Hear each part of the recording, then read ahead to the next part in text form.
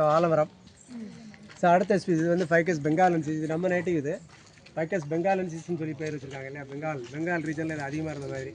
But நாம் அங்கே ஒரு உயரமான அகலமாக இருக்குல்ல, உலகத்திலே பெரிய ஆலமரம் ஒன்று அங்கே இருக்குது. கிட்டத்தட்ட ஒரு 40 ஏக்கரை கவர் பண்ணியிருக்குன்னு சொல்லுவாங்க. மோர் தென் 10,000 விழுதுகள் இருக்கான்.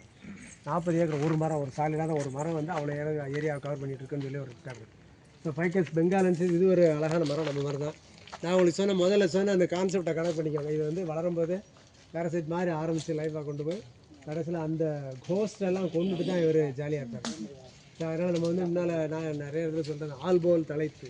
ஆல்போல்லாம் சொல்லக்கூடாது. ஆல்போல் தலைத்தில் என்ன அப்பா அம்மா காலி பண்ணி வாழ்னு அர்த்தம். ஸோ அப்படி வாழ்த்தாதீங்க அப்படின்னு சொல்லுவேன் நான். சரி, இது திரும்ப அந்த மரத்தோட காய்கள் வந்து ஆலங்காய். நீங்கள் அந்த கான்செப்ட் அப்படி இங்கே அப்ளை பண்ணலாம். காய் மாதிரி ஒரு இன்ஃப்ளாரன்ஸ் உள்ள பூச்சி எல்லாம் இது அப்படியே எல்லாமே இதில் பொருந்தும். இதுக்கு பொருந்தும். இதில் பால் இருக்குது. இந்த பாலை வச்சு ஒரு உபயோகம் நம்ம ஆள் கண்டுபிடிச்சிருக்காங்க. நிறைய ஒரு அட்டையை வச்சு அட்டையை 4 இடத்துல பின் பண்ணிவிட்டு பாலை நிறைய ஊற்றி வச்சுருவோம். இந்த பாலை உடச்சி ஊற்றிட்டு அதில் 2 விதையை போட்டு விட்ருது. விதையை போட்டால் பறவைகள் வந்து அதில் உட்காந்து எழும்ப முடியாது, பறக்க முடியாது, கால் ஒட்டிக்கும். அதனால் இது பேர் பேர்ட் லைம்னே பேர், பேர்ட் லைம். ஸோ இதை வந்து இந்த பாலை வந்து மெடிக்கல் அட்டாக்ஸ் யூஸ்டஸ் பேர்ட் லைம்னே போடுறாங்க. பேர்ட் லைம்ங்கிறது பறவைகளை பறக்க விடாமல் பிடிக்க வைக்கிறதுக்கு ஒரு ட்ராப் மாதிரி. ஸோ அதை இதில் செஞ்சுட்ருக்காங்க. வேறு பெரிய இதில் ஒன்றும் இல்லை. மரங்கள் சாப்பிட்றது வைக்கிறது கீஸ்டோன் கான்செப்ட் இது எல்லாமே இதுக்கும் அப்ளை ஆகும். ஸோ இதுவும் நிறைய அந்த ஏரியாவில் உள்ள பல விலங்குகளுக்கு இது உணவு. அதனால் இது தேவை. இது மாதிரி இன்னும் பல ஆலமரங்கள் வேணும். இப்போ நத்த ரோட்டில் கிட்டத்தட்ட ஆயிரக்கணக்கான ஆலமரங்களை வெட்டி காலி பண்ணிட்டாங்க. இங்கே இருந்து அங்கே வரைக்கும் ஒரு ஆலமரம் இல்லை. இப்போ அங்கே வாழ்ந்துகிட்டு இருந்தால் பறவைகளும் விலங்குகளை என்ன பண்ணிட்டோம், அது எங்கே போகும்? அவரை பாய்க்கு தான் பாலம் போட்டு வச்சுருக்காரு. எப்படி? ஆமாம், நீ சொல்லி சரிதான். நானும் யோசிக்கலாம். அவ்வளோவா காக்கா எங்கேயா 1-2 தென்படுது. நீ அந்த கிருஷ்ண பருந்துன்னு ஒரு பருந்து உண்டு தெரியுமா? வெள்ளை கலரில் ஒயிட் இருக்கும். அது எங்கேயா பார்த்துருக்கீங்களா? வேறு ஒரு காலத்தில் நிறைய இருந்துச்சு. ஆனால் இப்போ எங்கேயும் நான் பார்த்ததே இல்லை. ரொம்ப நாள் ஆச்சு.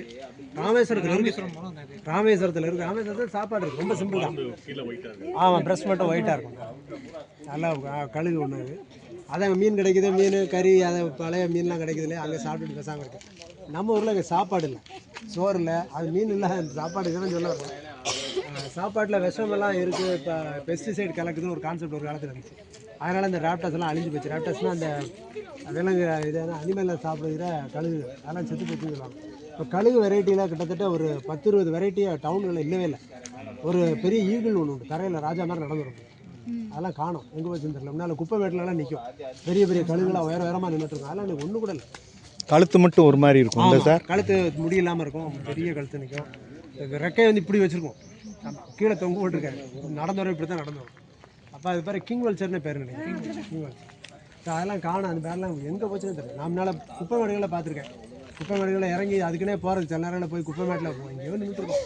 நம்ம இங்கேருந்து போனோன்னா பிரிட்டுன்னு பறந்து ஓடி போய் பறக்கணும். அதெல்லாம் உடனே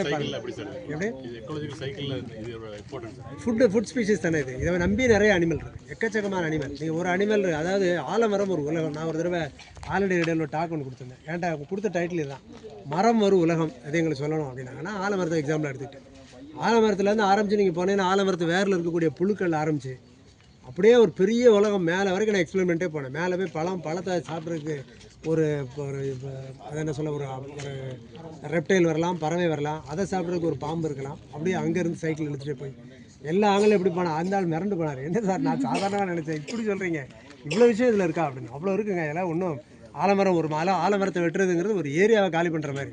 ஒரு ஏரியாவில் உள்ள பெரிய பெரிய விலங்குகளையும் இதையும் ஒட்டுமொத்தமாக கிட்டத்தட்ட 40 வகையான பறவைகளும் விலங்குகளும் இதை சாப்பிட்டுருக்கு. ஸோ இல்லைன்னா என்ன பண்ணும்? இப்போ ஒரு மரம் காணாமல் வச்சுன்னா இங்கே எங்கே போகிறது சாப்பாட்டுக்கு? யார்கிட்ட போய் கேட்குறது?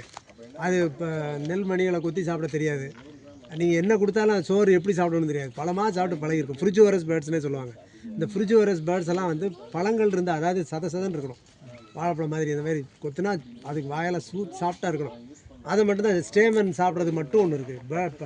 ஃப்ளவர் பெக்கர்ஸ்னு ஒரு குரூப் இருக்குது, பூக்களை மட்டுமே சாப்பிட்றது. அதெல்லாம் அந்த மரம் இல்லாமல் போச்சுன்னா அது அப்படியே போயிடும், உயிரே இருக்காது.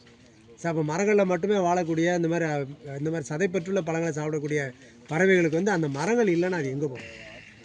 சில பறவைகள் வந்து அப்படியே பழத்தை ஃபுல்லாக விழுங்கும், சில பறவை கொத்தி சாப்பிடும். அப்போ சின்ன பீக், பெரிய பீக்கு, அகலமானது, சின்னது. இப்போ மைனா இருக்குது, சிட்டுக்குருவி இருக்குது, காக்கா இருக்குது, கழுகு இருக்குது. எல்லாத்துக்கும் ஒவ்வொன்றுக்கும் ஒரு உணவு.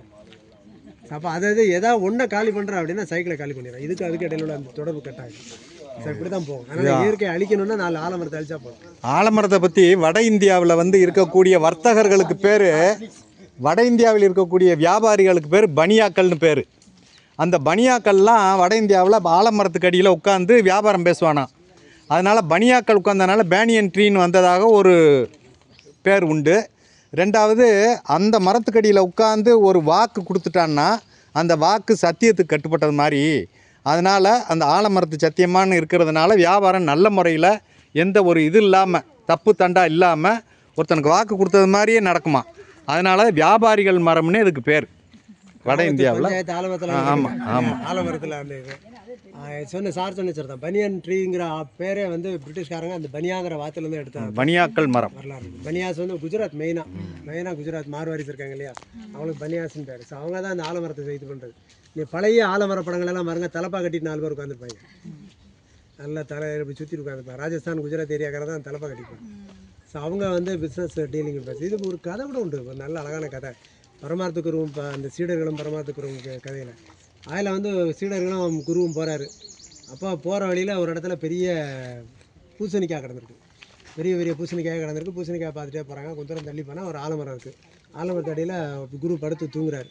இப்போ வேலைக்காரங்க அவங்களுக்குள்ளே பேசிக்கிறாங்க, வரும்போது ஒரு பெரிய காய் ஒன்று பார்த்தோம், பார்த்தியா இவ்வளோ பெரிய காய் அப்படின்னு சொல்லிட்டு, இந்த மரத்தை பாரு இவ்வளோ பெருசு இருக்குது, காயை பாரு தூண்டுருக்கு அப்படின்னு சொல்லி இப்படி பேசி அதை ரொம்ப கிண்டல் பண்ணிட்டே படுத்துருந்தாங்களாம். கொஞ்ச நேரம் கழிச்சு ஒரு ஆலம்பழம் ஒருத்தன் தலையில் விழுந்துருக்கு, சொட்டு மதுரை போய் எழுந்திருக்கான். என்னடா அது இவ்வளோ பெரிய இவ்வளோ உயரத்துலேருந்து விழுந்து தலை வலிக்குது அப்படின்னாங்க. கொஞ்ச நேரம் கழிச்சு பக்கத்தில் விழுந்துருக்கான். மரம் பெருசாக இருக்குன்னு சொல்லி அந்த பழத்தை கொஞ்சம் இமேஜின் பண்ணி இங்கே இருந்தால் என்னத்துக்கு ஆயிருக்கணும், உன் தலை செதறி இருக்கும்டா அப்படின்னாங்க. ஸோ அதான் யாரும் இருக்க வேண்டிய இடத்துல இருக்கிற வரைக்கும் அதுக்கு மரியாதை அப்படிங்கிற மாதிரி ஒரு மீனிங்க்கு அந்த கதையை சொல்லுவாங்க. ஸோ அழகான ஒரு கதை. ஸோ ஆலமரமும் பரங்கிக்காயும். ஓகே.